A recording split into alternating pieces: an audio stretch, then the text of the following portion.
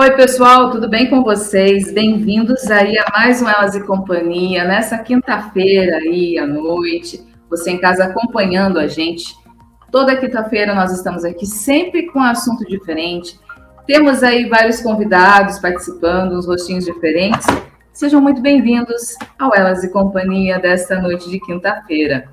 Hoje conosco teremos aí uma convidada especial, ela que é psicanalista, Angenis Constantino. Angenis, seja muito bem-vinda ao Elas e Companhia dessa noite. Meu boa noite a todos. Obrigada pelo convite.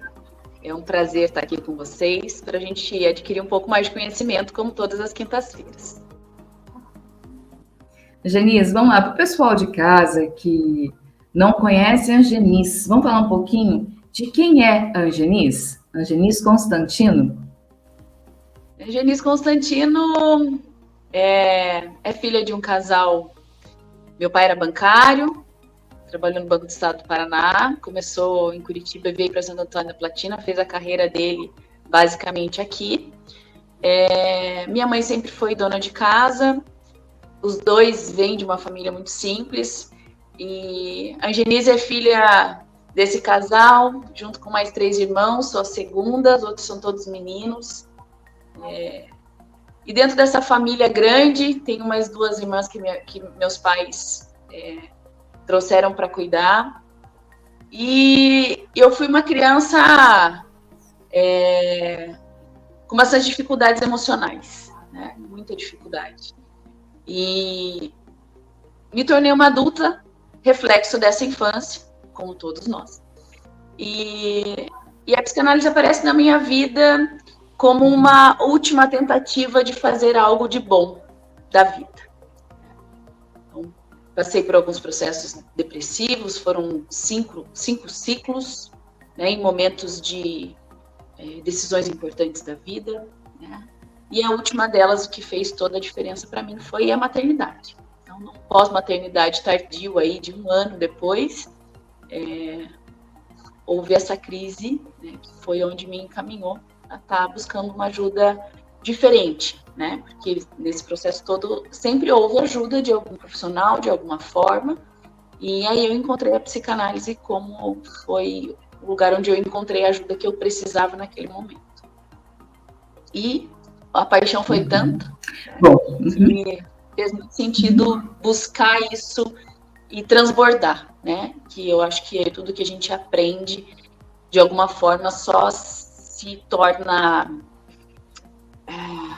acho que carne mesmo, quando a gente transborda, né? Quando a gente pode gerar fruto, né? Não só receber, mas transbordar. Se doar. Estado ali, né?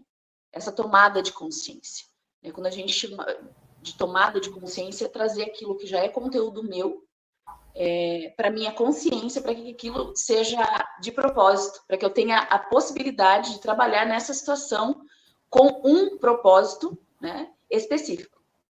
E essas tomadas de consciência que são legais. A psicanálise, o que a psicanálise não é? Né? As pessoas vão buscar análise, muitas vezes com o objetivo de que o analista vai dizer para ela o que ela precisa fazer. Isso não é uma realidade. Tudo que o analista não vai fazer é te aconselhar. Por quê? Porque durante a sua análise, é tudo sobre você. Então, o analista ali ocupa o lugar que a gente chama de suposto saber, que é trazer para você o reflexo daquilo que você está trazendo para a análise, e não aquilo que o analista gostaria que você visse. Existe uma diferença entre eu ser só um espelho, refletindo para você a sua imagem, a sua história, aquilo que você traz de conflito, e eu dizer para você o que eu acho que você faz. Porque quando eu digo o que eu acho que você deveria fazer, eu estou baseado naquilo que é vivência minha. Aquilo que eu decidi viver, ou aquilo que é história da minha vida, né? Então, vira um aconselhamento. E não é algo que o analisando governe, porque é minha história. Então, eu preciso trazer para ele a história dele. E esse lugar é muito interessante, porque dá autonomia. para o analisando fazer as suas próprias escolhas. Porque muitas vezes ele vai ter ali um lugar de ganho secundário, que a gente chama, que é o tá ruim, mas tá bom. E por medo de perder esse tá ruim, mas tá bom, ele decide por ele que ele não quer mudar. Mas ele tem a consciência do porquê que ele não quer mudar e daquilo que ele não quer perder. E fica tudo bem. Então, percebe como não é aquilo que eu gostaria que ele fizesse? Porque muitas vezes a gente olhando para o nosso amigo, né, do lado de fora, fala, nossa, mas ele tinha que sair dessa relação abusiva. E a gente não olha do porquê que ele não pode sair. Ele não pode sair por quê? Porque ele tem ganhos ali. E qual é o ganho? De repente não ter que se preocupar com o financeiro. De repente é o medo de ficar sozinho. Então, se eu deixar essa relação abusiva, eu vou ficar sozinho. Medo de ter que sair daquele ambiente, porque talvez essa pessoa não tenha tido uma casa própria durante toda a vida e agora tem aquela casa que se ele sair ele vai perder. Então, esse lugar de escolha, né? Porque quando a gente está no movimento inconsciente, a gente acha que está escolhendo. E, na verdade, a gente só está seguindo aquilo que é instinto. Quanto à hipnoanálise, né? A diferença é que a gente acrescenta uma ferramenta extra, que é a hipnose. Então, a tomada de consciência, a resistência com a hipnose, ela baixa. Então, o nosso objetivo usar essa ferramenta é quando eu preciso ter uma memória, acessar uma memória que traga a suposta verdade sobre aquilo, tá? Por que a gente diz suposta verdade sobre? Porque as nossas memórias, elas vêm sendo substituídas a cada vez que eu acesso ela de volta. Então, muitas vezes nós temos uma memória de infância que a gente vai conversar com os nossos pais sobre aquela situação e eles vão dizer, não foi assim, não era desse jeito, tinha um móvel ali, eu não tinha me dado conta que aquele móvel estava ali. Então, mas o que na análise isso importa? Importa que aquela dor seja diluída. Então, se aquela verdade é absoluta ou não, na análise isso não para nós não é importante. O importante é que aquela tomada de consciência durante aquele período faça com que essa pessoa acesse a cura dela ou a sublimação dessa dor. Então, é a forma com que ela vai lidar com isso de uma maneira mais rápida. Por isso, a gente usa a hipnose em alguns casos. Aí, a diferença entre psicanálise e hipnoanálise. Na verdade, a psicanálise vem trazer para nós uma forma de compreender a mente humana. Eu acho que é muito, muito vasto, muito amplo, mas a gente vem para olhar sobre traumas inconscientes, né? Dinâmicas que são inconscientes. Repetições de padrões onde a gente não consegue entender o porquê. Né? De ciclos em ciclos do porquê. E isso traz para nós algum tipo de sofrimento, né? Como eu falei, eu tive vários ciclos, e esses, coincidentemente, esses ciclos era toda vez que havia algum tipo de mudança. Né? Então, nessa história de mudanças, é que eu vou buscar o porquê desses ciclos se aparecerem e como eu poder resolvê-los. Né? E a psicanálise vem trazer para nós um esclarecimento desse porquê. Né? E que esse porquê, para mim, é muito pessoal. Se você estiver passando pelos mesmos ciclos de mudanças que eu estou passando e entrar em conflito também, provavelmente são por motivos diferentes. Então, é sobre a Angenice tomar consciência da sua história para que ela mesma resolva o que precisa ser ajustado ali. Né? Essa tomada de consciência. Quando a gente chama de tomada de consciência, é trazer aquilo que já é conteúdo meu para minha consciência, para que aquilo seja de propósito, para que eu tenha a possibilidade de trabalhar nessa situação com um propósito, né, específico. E essas tomadas de consciência que são legais. A psicanálise, o que a psicanálise não é? Né? As pessoas vão buscar análise, muitas vezes com o objetivo de que o analista vai dizer para ela o que ela precisa fazer. Isso não é uma realidade. Tudo que o analista não vai fazer é te aconselhar. Por quê? Porque durante a sua análise, é tudo sobre você.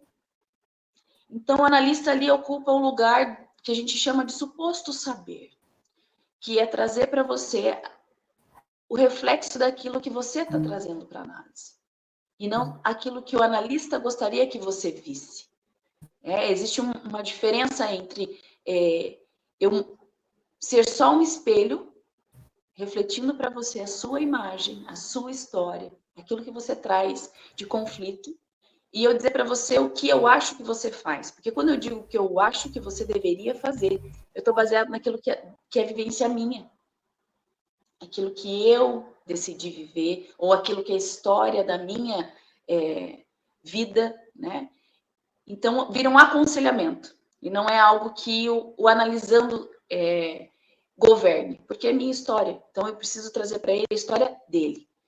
E esse lugar é muito interessante, porque dá autonomia para o analisando fazer as suas próprias escolhas. Porque muitas vezes ele vai ter ali um lugar de ganho secundário, que a gente chama, que é o tá ruim, mas tá bom. E por medo de perder esse tá ruim, mas tá bom, ele decide por ele que ele não quer mudar. Mas ele tem a consciência do porquê que ele não quer mudar e daquilo que ele não quer perder. E fica tudo bem. Então, percebe como não é aquilo que eu gostaria que ele fizesse? Porque muitas vezes a gente olhando para o nosso amigo, né, do lado de fora, fala, nossa, mas ele tinha que sair dessa relação abusiva. E a gente não olha do porquê que ele não pode sair. Ele não pode sair por quê? Porque ele tem ganhos ali. E qual é o ganho? De repente, não ter que se preocupar com o financeiro. De repente, é o medo de ficar sozinho. Então, se eu deixar essa relação abusiva, eu vou ficar sozinho. Medo de ter que sair daquele ambiente, porque talvez essa pessoa não tenha tido uma casa própria durante toda a vida e agora tem aquela casa que, se ele sair, ele vai perder. Então, esse lugar de escolha, né? Porque quando a gente está no movimento inconsciente, a gente acha que está escolhendo. E, na verdade, a gente só está seguindo aquilo que é instinto. Quanto à hipnoanálise, né? A diferença é que a gente acrescenta uma ferramenta extra, que é a hipnose. Então, a tomada de consciência, a resistência com a hipnose, ela baixa. Então, o nosso objetivo usar essa ferramenta é quando eu preciso ter uma memória, acessar uma memória que traga a suposta verdade sobre aquilo, tá? Por que a gente diz suposta verdade sobre? Porque as nossas memórias, elas vêm sendo substituídas a cada vez que eu acesso ela de volta. Então, muitas vezes nós temos uma memória de infância que a gente vai conversar com os nossos pais sobre aquela situação e eles vão dizer, não foi assim, não era desse jeito, tinha um móvel ali e eu não tinha me dado conta que aquele móvel estava ali. Então, mas o que na análise isso importa? Importa que aquela dor seja diluída. Então, se aquela verdade é absoluta ou não, na análise isso não para nós não é importante. O importante é que aquela tomada de consciência durante aquele período faça com que essa pessoa acesse a cura dela ou a sublimação dessa dor. Então, é a forma com que ela vai lidar com isso de uma maneira mais rápida. Por isso, a gente usa a hipnose em alguns casos. Bom, Janice, existem benefícios, né, que são atribuídos a tudo isso. Quais são os principais benefícios, no caso da hipnoanálise, em comparação com outras abordagens terapêuticas? Eu vou te responder sem responder. Por quê? Porque é sobre o analisando. Quando a hipnoanálise ela é uma ferramenta utilizada para aquele analisando, para aquela pessoa que está disponível, ela realmente quer a solução daquilo, ela quer resolver aquilo. Ela é uma ferramenta extraordinária. Vou dar um exemplo, né? Falar sobre mim. Quando eu procuro a terapia, eu procuro por algo específico. Então, quando eu fui procurar porque eu tinha muita raiva. Eu tinha rompantes de explosões, assim, sem nenhum motivo palpável sobre aquela explosão. Então, a raiva era algo... Eu arrumava confusão muito fácil, eu era uma pessoa muito truculenta, estava sempre com a guarda alta. Então, isso me atrapalhava muito em todas as minhas relações, né? Fosse trabalho, fosse pessoal. E quando eu vou procurar isso realmente disponível para que aquilo, de alguma forma, se resolvesse. Que para mim era um problema. E aí eu tenho tomadas de consciência, né? De uma maneira inconsciente. Eu estava seguindo a minha família. E qual foi a minha tomada de consciência? A minha mãe é uma pessoa também com temperamento sanguíneo não fácil, colérico, bem específico. A minha avó era também. A minha bisavó era também. E aí, nessa tomada de consciência, eu percebo o padrão delas sendo repetido. E o que traz diferença para mim nessa tomada de consciência? É que a minha mãe tem uma história da vida dela que eu não tive. Ela precisou criar esses mecanismos de defesa. Ela tem um porquê de estar vivenciando isso na vida dela. Essa dor dela que está ali fez com que ela se tornasse a pessoa que ela é. Então, ela tinha todos os motivos para ser quem ela era. A minha avó, uma outra história, também tinha as dores, os motivos dela, muita dificuldade. Tinha por que repetir esse padrão, assim como a mãe dela, minha bisa. Só que quando eu trago isso para a minha realidade, a minha história, eu percebo que não faz o menor sentido eu estar repetindo esse padrão de defesa sem ter do que me defender. Então, qualquer situação de desconforto, por menor que fosse, gerava tudo aquilo como se a minha vida tivesse em risco. Então, essas tomadas de consciência que são importantes. Né? E dizer para elas, muito obrigada, porque vocês me mostraram que eu não preciso ser assim. Vou virar um anjinho, né? Docinho de coco. Não, porque tem o meu temperamento, faz parte de mim. Eu ser como eu sou, mas eu não preciso repetir esse padrão de dor, de defesa o tempo todo, porque para mim não fazia, não era saudável, porque não tinha sentido. Isso é feito de uma maneira inconsciente. Então, para que eu tenha acesso ao inconsciente, eu preciso estar com a guarda baixa, né? Com a minha resistência baixa. E a gente usa a hipnose, né? No caso, a hipnoanálise. Por que hipnoanálise, né? Eu não expliquei. Que é a junção da hipnose para a gente baixar a frequência e baixar a resistência com a análise psicanalítica do inconsciente. Então, a gente faz a junção dessas duas ferramentas para que a gente consiga, de uma maneira mais rápida, ter acesso às informações que a gente precisa naquele momento. Então, é sobre tomadas de consciência, né? Mais uma vez. No caso, doutora Angenise, eu chamo de doutora, você falou que não era para chamar de doutora, mas hábito, né? Força do hábito. Quais os tipos mais comuns, né, que você costuma atender numa abordagem aí combinada de psicanálise e hipnoanálise? Existem casos mais comuns que você atende?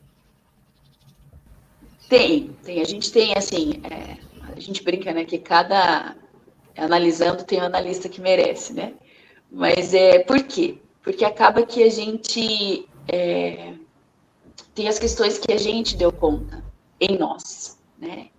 E aí, quando a gente dá conta em nós, é inconsciente a gente atrair pessoas que precisam ser curadas, né? Nas mesmas dores que a gente enfrentou. Eu atendo muita gente, né? Com essa dinâmica, né? De querer algo diferente para si, no sentido do seu comportamento, né?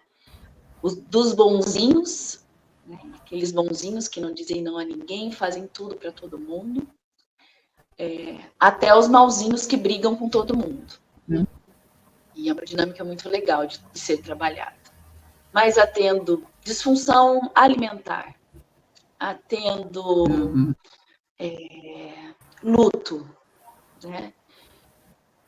E esse luto se trata de luto de pessoas que se foram no sentido da morte, as levaram a divórcios, a amigos, a mudanças, e muitas vezes acaba sendo o luto próprio, né? De não se reconhecer, de não se autorizar a ser uma nova pessoa sem aquela velha pessoa.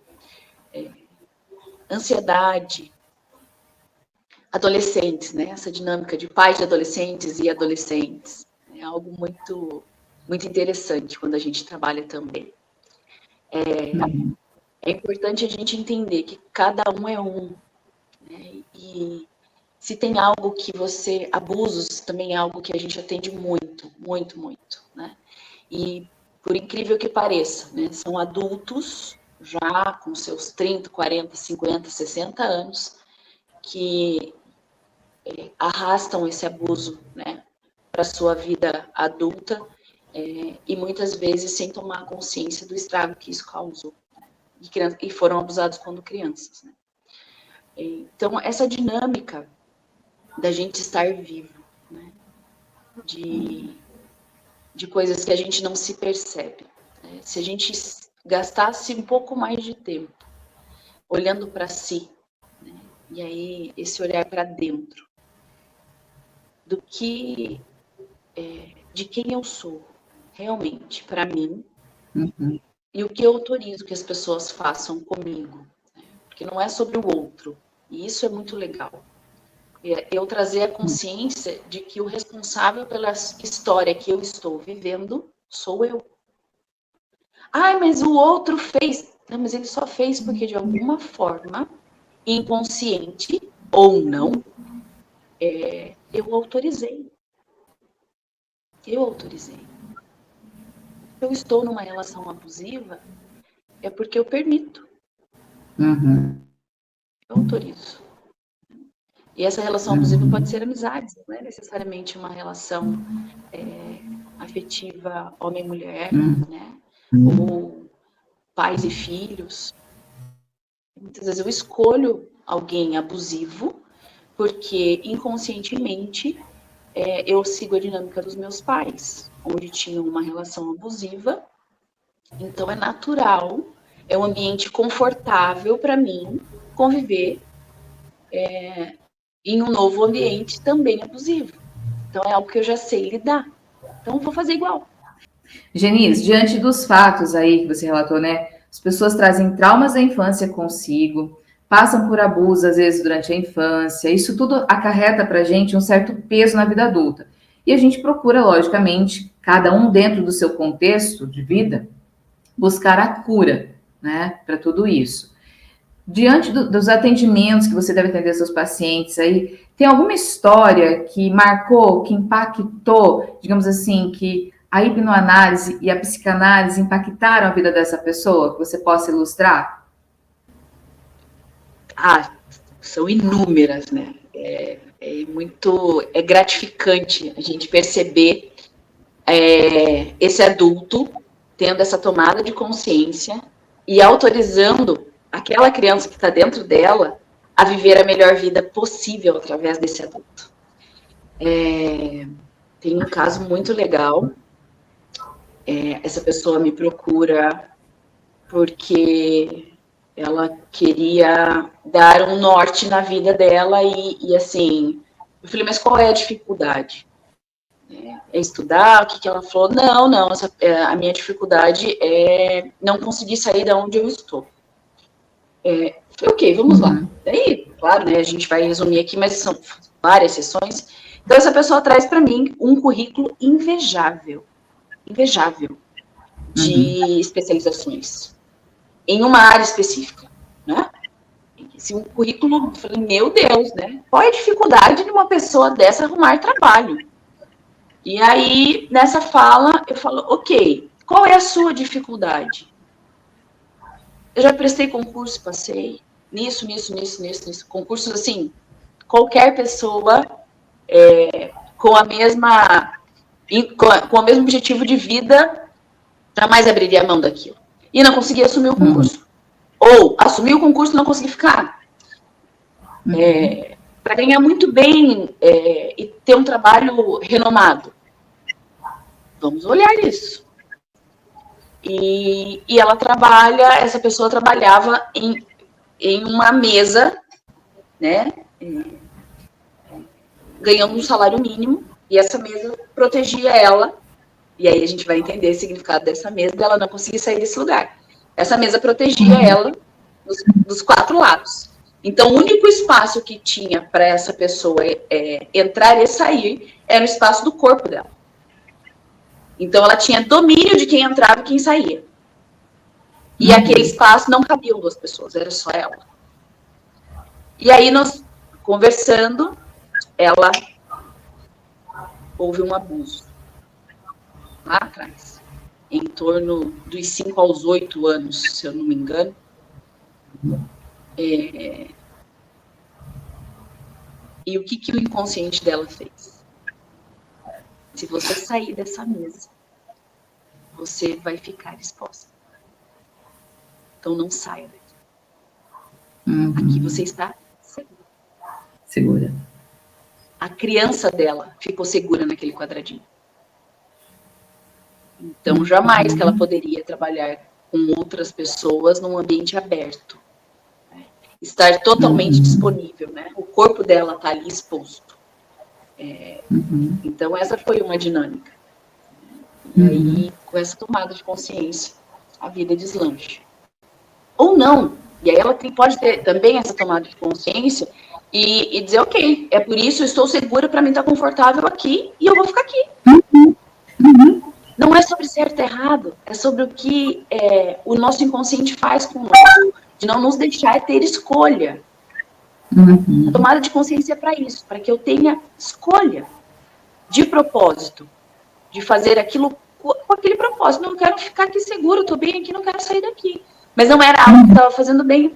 Ela queria sair dali e não conseguia sair dali. Então havia toda uma dinâmica, eu fazia o concurso, assumia o concurso.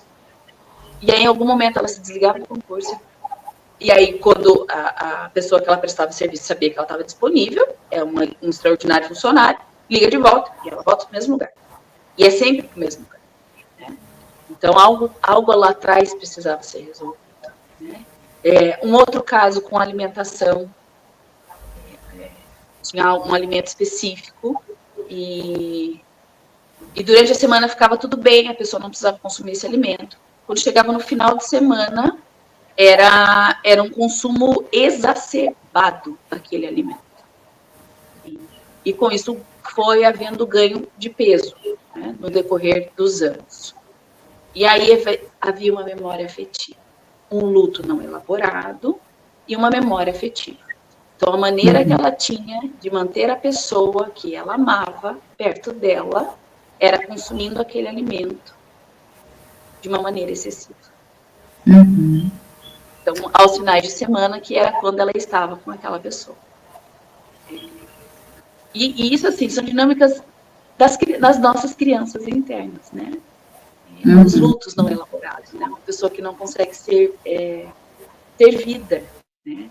No sentido de ser alegre, de conviver com pessoas. Então, eu sou muito sozinho. Eu não gosto de pessoas. Por quê? Porque em algum momento houve uma perca, alguém que eu não queria me despedir. Então, em nome de continuar com esta pessoa, eu não vivo a minha vida para viver a morte dela. Então, eu mantenho ela aqui pertinho. Pois é. E são inúmeras, né? Inúmeras, né? Inúmeras. E é uma dinâmica que a gente faz inconsciente em nome de nos proteger, em nome de nos manter seguros. Né? Não me relaciono com as pessoas. Ou desconfio demais das pessoas. É porque alguém que eu amava muito me traiu. Lá atrás. Eu me senti abandonado, eu me senti traído. Em nome disso, eu deixo o meu muro de proteção, bem seguro, que só tem as janelinhas. Sabe aqueles escudo de força-tarefa da polícia? Então, assim, só tem uma janelinha onde eu vejo você. Você não me vê. Então, é nesse lugar. Então, você fica aí, eu fico aqui, e é uma maneira de eu ficar segura de você. Então, fica aí. À medida que eu perceber no decorrer da vida, né, que se eu tirar o meu escudo aqui, você não me oferece risco, você entra. E isso demora muito tempo, e às vezes as pessoas vão embora. Só porque a gente tem isso. É um bloqueio, né, que é causado durante esse tempo, né? Eu digo por mim, meu esposo fala assim para mim, às vezes eu brinco com ele e falo assim, nossa, mas você tá sempre com o pé atrás, né? Mas eu falo assim, é uma forma que às vezes eu encontrei de me proteger. Então eu levanto um muro de proteção, com medo, às vezes, realmente, de lá na frente você se frustrar, ou se você se decepcionar, se machucar, então você se recolhe, né? Só que isso muitas vezes te impede de você viver novas experiências, de você crescer, de você amadurecer. Isso na verdade, prejudicial para nós, né? Para nossa mente também, né? Que a gente não abre espaço para o novo, né? Acho que seria mais ou menos por aí. Né? Mas é só a gente dar uma olhadinha na nossa criança. Porque em algum momento da nossa história aconteceu algo e que essa criança entendeu que ela não estaria segura porque aquilo aconteceu. Então, se aconteceu com essa pessoa, né, que era importante para você, se essa pessoa que era importante para você fez o que fez, você imagina qualquer outra. Quem as outras pessoas que não se importam com você, né? Se essa dizia que se importava e fez o que fez. Então, é mecanismo de defesa. Né? Não é sobre ser bom, ser mal, de novo. É só um mecanismo de defesa. É a gente querendo se defender de uma suposta dor. E aí a gente cria uma outra dor porque a gente precisa se defender antes de sentir a dor. Então, daí você está numa dor latente todo o tempo e não se autoriza a viver algo legal, muitas vezes, já está com pessoas divertidas, e só porque precisa baixar a guarda. Genis, nós podemos dizer que a psicanálise e a hipnoanálise, elas podem ser aplicadas aos desafios atuais, emocionais, contemporâneos, como nós vivemos hoje? O estresse, muita gente com estresse e ansiedade? Então, esse novo, né? Esse novo estilo de vida que vem sido apresentado e proposto para nós, né? Das nossas redes sociais, mexe com o nosso inconsciente. Uhum. Por quê? Inconscientemente, eu estou sendo bombardeada de pessoas bem-sucedidas, pessoas lindas, pessoas ricas, mas elas realmente são o que são? Né? E o nosso inconsciente não percebe isso. Porque, da mesma forma que eu tenho ali caricaturado vários personagens, que você sabe que a pessoa não é aquilo, ela tem um personagem, né? Para trazer muitas falas de verdade de uma maneira caricata, a gente também precisa olhar para as pessoas que têm esse mesmo personagem, trazendo assuntos numa fala séria, né? Numa fala produtiva, numa fala de incentivo. Mas será que essa pessoa realmente é isso? Ou ela é também um personagem? Né? Ninguém vai para a rede social, ninguém é muita gente, mas as pessoas não vão para a rede social mostrar muitas vezes as frustrações delas. Né? As pessoas não vão para frente da rede social dar a cara a tapa no original dela, né? Na frustração, no acordei. Então, assim, é uma verdade não verdadeira. Uhum. E aí o nosso inconsciente toma aquilo como se nós, réis mortais, fôssemos improdutivos ou estivéssemos fazendo algo de errado para não termos os mesmos resultados. Então eu vou para a rede social e olho alguém extremamente polido, né? A Cíntia, né? Aquela trabalha com a oratória de português. Eu acho ela o máximo. Mas, opa. Uhum. Ela não nasceu falando aquele português. Uhum. Ela tem uma história atrás da vida dela, que foi construída com choros, com momentos onde ela estava estudando ao invés de estar brincando, no momentos onde ela não participou de um jantar, de um almoço ou uma comemoração, porque ela tinha algo para construir que era um objetivo dela. E aí não faz sentido nenhum a gente se comparar. E é aí que a gente se perde. Né? O comparativo. Né? É algo que eu converso muito com as minhas filhas. Tá, e você? Qual que é a sua melhor essência? O que a sua história traz para você de bom? No que você é bom? Porque todos nós temos uma história que nos construiu. E essa construção Sim. fez de nós quem nós somos. E não é sobre o outro, é sobre mim. Então, de novo, a questão do transbordo. Então, eu só posso estar aqui conversando com você, Fran, porque eu tive uma história. E foi essa história que me conduziu até aqui. Então, assim, não, gente, não se iluda. Eu não acordo assim, tá? Não acordo assim. Eu também tenho as minhas dificuldades, porque nessa fala, nessa entonação que eu estou usando, existe um profissional. Eu estou no meu profissional. Então, se você for meu amigo de churrasco, não vai ser essa pessoa polida que você vai encontrar. É outra pessoa. Por quê? Porque ali eu estou com uma amiga. Porque imagina que chato você estar num churrasco com essa versão aqui. Mas que alguém vai querer dar o mesmo comigo? Claro que não. Claro que não. Né? Da mesma forma que se eu sento para conversar com meu marido na minha versão mãe, também não vai dar bom. Porque ele dá para ele é meu marido, ele é meu filho. Então, esses lugares onde a gente desperta esse olhar, né? E é óbvio que vai me gerar ansiedade se eu olho para você hoje, fazendo essa entrevista comigo, e olhar para todas as outras entrevistas que você fez, e falar, ai, a Fran, ai, eu não vou falar com ela porque ela faz algumas perguntas, porque eu não sou igual ela. Não, eu nunca vou ser igual a você. Nunca. Eu não tenho a sua história. Eu não sei o que você passou. E teria que ser tudo muito igual.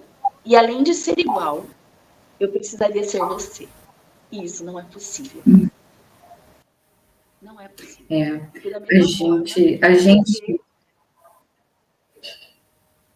A gente foi olhar para os nossos irmãos. Todos criados da mesma forma. Não têm a mesma visão. Não são bons nas mesmas coisas. Não têm o mesmo desenvolvimento profissional. Nós somos diferentes. Essa digital aqui só tem essa. E eu preciso respeitar isso. Perfeito. É isso que a gente fala, inclusive, né? Esses tempos atrás, conversando com uma amiga, a questão das comparações que a gente vive hoje na rede social. Como você colocou aí, né? O personagem que se veste, que se fala e tal. Então, às vezes as pessoas colocam aquilo e falam, mas por que eu não sou assim, né? Por que a pessoa consegue ser assim e eu não, né? E a gente volta a falar da digital, que cada um tem a sua, né? Eu falo assim, eu tô aqui na frente também, assim como você, eu também tenho uma história lá atrás, para poder estar aqui diante das câmeras, para poder estar falando, eu também tive que quebrar alguns tabus dentro de mim, buscar ter mais confiança naquilo que eu podia fazer, e ainda assim, às vezes você ainda se questiona, muitas vezes, será que eu estou fazendo certo? Será que sempre você vai se cobrar também por isso, né? Então a gente fala assim, cada ser humano realmente ele tem uma história, uma trajetória de vida. E o que seria, a gente fala assim, você colocou aí dos irmãos, né? Que todos são diferentes, embora criados da mesma forma, a gente diz, nós temos nossa mão, né? Nós temos 5 dedos e os 5 são diferentes, né? Mas todos eles com uma função. E se o mundo fosse tudo igual, o que seria? Né? Então, nós somos diferentes, com histórias diferentes, mas que, na verdade, a gente vem agregar cada vez mais, né, na vida um do outro, veja, um complementa o outro. Angenice, vamos lá Acho que mais ou menos por aí, se eu tiver, né? Eu acho que um complementa o outro. A vida é assim, né?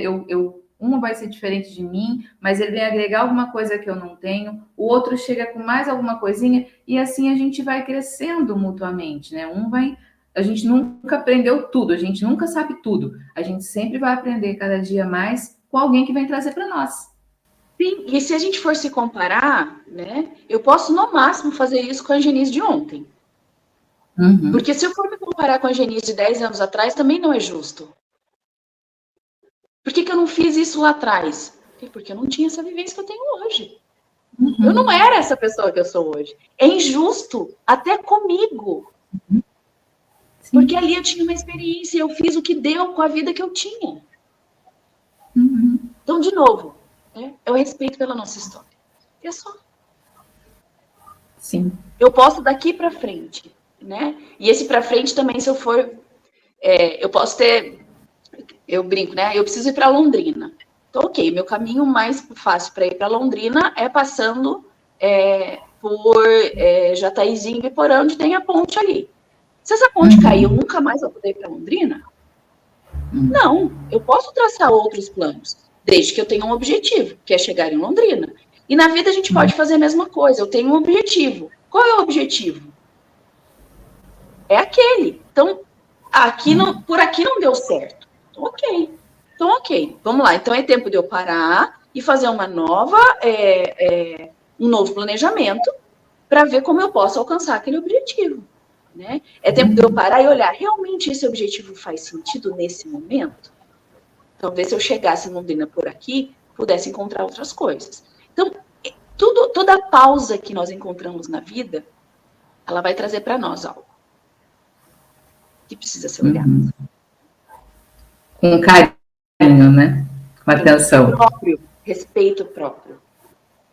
Uhum. Genise, existem mitos ainda, né? A gente fala que as pessoas ainda têm um pouquinho de receio, principalmente em relação à hipnoanálise, né? Eu vejo ainda assim, né? O pessoal ainda tem um pouco de receio, um pouco de medo, talvez, né? Quais são os mitos mais comuns sobre a hipnoanálise? E como que você aborda isso no seu trabalho? Isso é muito engraçado, porque é muito que eu também tinha, né? A nossa geração é uma geração que vem, eu não vou me recordar o nome dele, mas vem de um hipnotista que fazia show no Gugu. E ele fazia as pessoas comerem maçã, comerem cebola achando que era maçã. E aí, assim, quando a gente estuda a hipnose, a gente vai entender que tem todo um contexto atrás, né? Nem todas as pessoas têm esta facilidade. Ela pode ser desenvolvida, tá? Que é o quê? Realmente você se colocar num lugar de ser... que toda hipnose, deixa eu começar do começo, toda hipnose é uma auto-hipnose. Então, eu não hipnotizo ninguém. Eu vou dar sugestões que levam a pessoa a alcançarem esse lugar. Tá? Então, eu não vou entrar na sua mente. Tá? Quando a gente está no estado dessa consciência, né, de guarda baixa, de resistência baixa, é o momento onde eu entro em mim. Então, não tem nada a ver com o outro que está do meu lado. Quando que... isso eu estou falando da hipnoanálise, tá? Então, assim, a hipnose é ferramenta para ser usada em terapia ou ferramenta de entretenimento. Tá? Então, as pessoas falam assim, usa muito esse termo, eu sou hipnoterapeuta, tá? Só cuidado com esse termo, porque a hipnose não é uma terapia. Então, para ser terapia, precisa ter uma outra terapia associada à hipnose. A hipnose é ferramenta. Então, isso é bem importante ficar claro. Voltando à pergunta, o medo é ficar vulnerável. O medo é ser sugestionado de algo que eu não queira. E isso não é possível. Então, eu preciso estar disponível às sugestões. A ponto de eu fico tão consciente de mim que qualquer coisa que outra pessoa me diga que não fizer sentido para mim, eu tenho na hora um reflexo muito mais refinado daquilo não fazer sentido. Entrei no processo de hipnose. Qualquer barulho, até assim, dependendo de onde está o barulho, pode estar muito longe. Eu ouço. Por quê? Porque eu estou centrado. Então, não vai ficar sugestivo em coisas que não fazem sentido. As sugestões que são feitas em terapia são sugestões referentes ao conteúdo de cada um. É uma retomada de história. Então, é preciso vivenciar de novo aquele trauma, acessar aquele trauma, para que ele traga um novo significado. E é aí que está a grande questão da hipnoanálise. No caso de luto, é um momento onde eu vou conseguir voltar naquela experiência, que naquele momento foi muito difícil, só que eu retomo ela, e nas sugestões durante aquele processo de hipnose ali, daquela análise, com a conversa que a gente tem, a gente traz um filtro, trazendo para a nossa realidade virtual. Um filtro. E esse filtro está desmentindo o que está ali? Não. Aquela verdade permanece. Só que agora, aquela verdade tem um outro significado. Que não é sobre, no caso do luto, eu não vou chorar nunca mais. Não, você vai chorar sim. Por quê? Porque vai ter dias que você vai estar com saudade dessa pessoa. Isso a gente não consegue tirar. Mas aquela dor daquele luto, de não ir para a vida porque eu preciso ficar colado com esse morto, ela vai ser diluída. O luto tem um processo que precisa ser respeitado. Eu não faço luto, não trabalho luto sem antes a pessoa ter vivido ele pelo menos 6 meses. Por quê? Porque tem algo aqui que precisa ser organizado. Que com menos de 6 meses isso não acontece. Precisa organizar. Então, ok, organizei. E luto de novo, né? A gente vai falar sobre divórcio, sobre separação, sobre amigos, sobre mudanças, sobre morte, né? Então, abarca muita coisa. É trazer um novo significado, né? Trazer uma memória mais real. Porque o que acontece? No nosso inconsciente, a gente coloca emoção demais nas coisas. Fica tudo muito emocionado. E quando fica tudo muito emocionado, os sentimentos vêm de uma maneira avassaladora e você não consegue organizar aquilo. Então, o objetivo é dar uma diluída, separar, classificar as coisas, e nesse processo de classificação, a hipnose vai fazer com que isso fique mais leve. E você consegue ter mais uma tomada de consciência menos poluída, né, que é sobre a sua história e você. Ponto. Não tem mais nada ao redor. Então, é fascinante realmente a gente entender que é uma ferramenta extraordinária. Extraordinária. Eu gosto muito. Né? Não tem nada... E assim, as pessoas têm medo por conta de esoterismo, né, sobre energias, enfim. Né? Não tem nada de esotérico, não tem nada de espiritual, não é. É um processo seu com você. É muito intimista. Não interfere, não tem terceiras pessoas. Não tem. Então, esse medo é bem natural, porque é o que foi vendido para a gente na questão da hipnose de brincadeira, que a gente chama, que é de palco, né? Que é sobre ser sugestões, toquezinho de maldade ali, né? Mas não é sobre isso. Né? A gente usa para cura. É uma ferramenta muito boa para cura. É para o bem, né? Angenice, já que a gente está falando sobre a psicanálise, né? E a hipnoanálise, quais são as suas reflexões sobre a psicanálise e a hipnoanálise em relação ao futuro? Uau! A gente tem um poder no nosso cérebro que foi nos dado de presente que a gente pouco usa para o bem, né?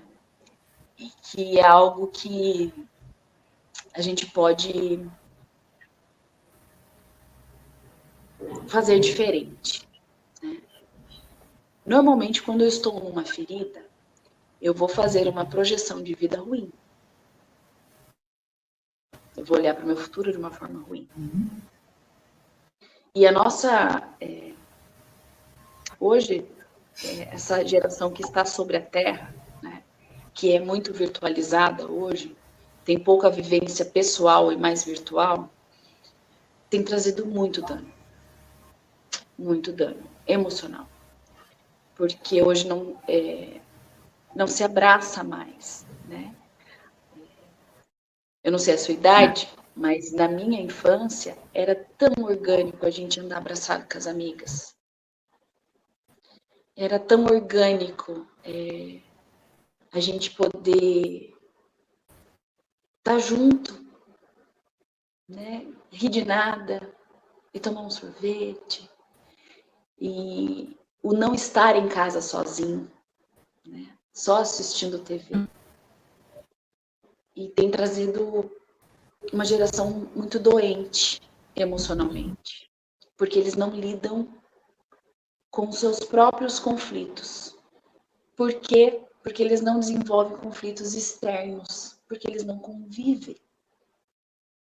Então, uma geração de cristal, que quando o pai diz não, ele entra num surto mesmo, emocional, a ponto dele questionar se vale a pena viver, porque o pai disse não. Não, não vai. Não, não compro. E essa virtualidade, essa agilidade no processo de adquirir coisas, essa satisfação, né, cerebral muito rápida, tem feito isso. Então, quero muito estar errada, né? Mas teremos uma geração muito quebrada se a gente não tomar um posicionamento com tutelas. Essa agilidade em receber respostas, receber coisas, receber satisfação, porque a tela dá pra gente um estado de nada. Então é como se eu tivesse equilibrado, passando o dedinho ali. É um estado hipnótico que gera uma satisfação cerebral que é tóxica, porque eu não lido com as emoções. É uma neutralidade ruim. Não tenho emoções ali, né? No máximo você dá uma gargalhada e na próxima tela você já pode estar chorando. Então não é sobre elaborar nada, né? Não produzo nada, recebo um monte de coisa e não faço nada com isso. Isso está gerando uma sobrecarga nos nossos adolescentes, nas nossas crianças, né? As crianças não conseguem comer se não estiverem com uma tela. O que ela está comendo? Ela não sabe. Ela só está engolindo. Então, não está vivenciando coisas tão pequenininhas em nome de sobreviver. Então, se eu estou me alimentando, não importa o que eu estou comendo. Ou eu preciso fazer isso, então, mas agora eu não quero, então vou para a tela e ali eu tenho satisfação rápida. A nossa geração, que é uma geração de transição, está se deixando contaminar. Infelizmente. Com a expectativa. E aí é algo pior, porque a gente já soube viver, já soube lidar com as frustrações, e a gente tem um retroceder. Por quê? Porque agora eu olho para o outro como alguém inatingível na tela. E quem sou eu na fila do pão? Então eu questiono quem eu sou baseado no que o outro diz que é, né? Ali na tela, aquele produto, pessoa que está me vendendo aquela ideia, né? Eu questiono a minha identidade, eu questiono os meus sentimentos, eu questiono a minha produtividade, quando eu só preciso estar no aqui e agora. E a dificuldade de estar no aqui e agora. Aqui agora é agora, é só agora. O que eu posso fazer agora? Puxa, eu tinha 1 milhão de coisas para fazer. Ok, não vou conseguir fazer 1 milhão, eu vou conseguir fazer uma. Qual é a prioridade? Então é essa uma que eu vou fazer. E eu ficar bem, ficar resolvida, ficar plena, porque eu dei conta de fazer aquela uma. E não a 1 milhão que a internet me propôs que eu tinha que fazer. Leia 12 livros na semana. Tá? E a minha rotina? Os meus filhos, e a minha produtividade. Não, você precisa treinar todos os dias. Eu preciso treinar quando for possível. É claro que eu tenho que ter minha visão de saúde. É óbvio que eu preciso cuidar do meu corpo para ter uma velhice saudável. Mas isso precisa ser óbvio. Sim. Eu não preciso fazer porque eu tenho uma amiga na mesma idade que eu, com o mesmo número de filhos que eu, que está com um corpo marombado, linda, maravilhosa. Não, ela fez porque era possível para ela. E tá tudo bem. E eu preciso fazer o que é possível para mim, na minha melhor versão. Então é possível estar na academia, me dar este tempo de presente. Ótimo, pai, faça. E se eu não estou conseguindo ter tempo para mim? Opa, preciso também olhar sobre isso. É equilíbrio. E a gente só precisa ter equilíbrio. E hoje em dia, tudo que a gente não consegue viver é o aqui e agora. Ou eu estou preocupada com aquela que eu fui, o meu corpinho de 20, por exemplo, de 30, e fico lá atrás lamentando o corpo que eu deixei para trás. Ou eu olho lá na frente, que também não faz o menor sentido, almejando algo que para alguém foi real e com a vida que eu tenho hoje não vai ser possível para mim. E vivo frustrado, numa ansiedade doente. Então, é só o aqui e agora. É o que a gente dá conta de viver. Aqui e agora. Os nossos desafios do hoje já são muito suficientes para o nosso crescimento. Bom, é muito profundo, né, quando a gente fala de tudo isso, da tela, das comparações, trazer isso para a nossa vida, né? A gente fala, antigamente, eu até comentava esses tempos atrás, as crianças de hoje não sabem o que é brincar, ter o contato, aquela coisa gostosa que eu vivi, né? E como era gostoso, né? A gente poder chegar no final de ano, você atravessava a rua e ela desejava feliz ano novo para o teu vizinho, dava um copo que fosse, as pessoas tinham mais contato. Nós não tínhamos tanta tecnologia, mas nós tínhamos mais contatos, eram mais próximos, né? Isso, com o passar do tempo, foi se diluindo e as pessoas estão mais superficiais, como a gente colocou, olhando muito para a superficialidade e não olhando para o nosso interior, que é isso que acho que prioriza a nossa vida. Angenice, a gente está chegando à reta final do nosso programa, o nosso bate-papo aqui. Se a gente for prolongar, tem muita coisa gostosa para a gente trazer, tem muita coisa que precisa ser explorado ainda. E o tempo que nós temos no programa é curto para a gente falar tanta coisa que a gente poderia trazer para impactar a vida das pessoas, que esse é o objetivo do Elas e Companhia. A gente tentar, de alguma maneira, trazer alguma coisa boa para as pessoas que estão acompanhando, né? Para que elas possam levar isso para a vida delas. Para deixar o espaço para você nesse momento, para você deixar uma mensagem para quem está acompanhando o programa, te assistindo, né? Qual a mensagem que você deixa hoje para o público acompanhando a gente em Santo Antônio da Platina e toda a nossa região do Norte Pioneiro? Você é alguém muito importante. E insubstituível.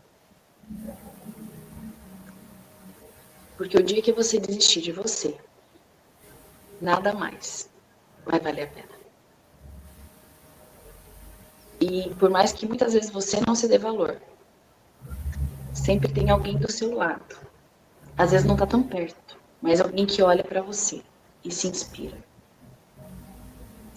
Então não subjugue quem você é, porque você tem um propósito. Talvez para você não esteja tão óbvio, porque você anda cuidando demais dos outros. Mas você é fonte de inspiração para muitas pessoas. Que seja para uma só. Faça o seu trabalho sobre você. Se olhe. Converse com você. É um hábito muito gratificante. Conversar com você. Converse com sua criança. Volta com ela, senta e bate um papinho. O que você, como criança, fazia ou queria fazer que não era possível para você, porque era criança, e que agora, como adulta, você não está dando conta de executar para aquela criança ser feliz. Porque a nossa criança, ela está aqui dentro. E se a gente olhar para ela de vez em quando, ela vai ser saudável. E aí, ela sendo saudável, a gente é um adulto melhor resolvido. Então, cuida da sua criança interna. Né? Volta lá, bate um papinho. A gente tem uns momentos de voltas, né? Uns flashbacks. E nesses flashbacks, lembra daquela menininha brincando? O que ela queria ser quando crescesse? Talvez naquele sentido fazia sentido para ela. Né? Naquele tempo fazia sentido para ela. E hoje, né?